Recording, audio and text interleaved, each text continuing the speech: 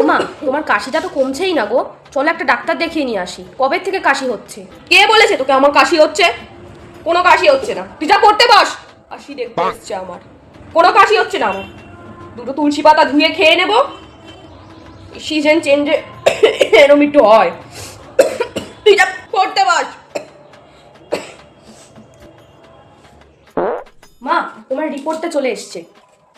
কি এসছে রিপোর্টে? সব নর্মাল আছে, একদম কোনো সমস্যা নেই।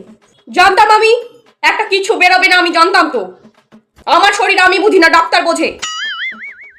ফালতু টাকাগুলোকে নষ্ট করারই একদম জানোয়ার। আরে অত ভেবে কি কেউ রিপোর্ট করায় নাকি? না, অত ভেবে রিপোর্ট করে না, আমরা অত বড় লোক নই। রিপোর্ট যারা মাসে 3 বার রিপোর্ট করায় তাদের কথা আলাদা। টাকা গাছ দিয়ে পড়ে নাকি? কি হলো, তুমি কাজ করছো কেন? ডাক্তার তো তোমাকে রেস্ট নিতে বলেছে মা। ডাক্তার তো ওরম বলবে, ডাক্তার কি এসে কাজগুলো করে দেবে? ডাক্তারের কথা তো ডাক্তার বলবে, টাকা খেয়েছে, কিছু তো বলতে হবে, নালে কি করে হবে? নামো না।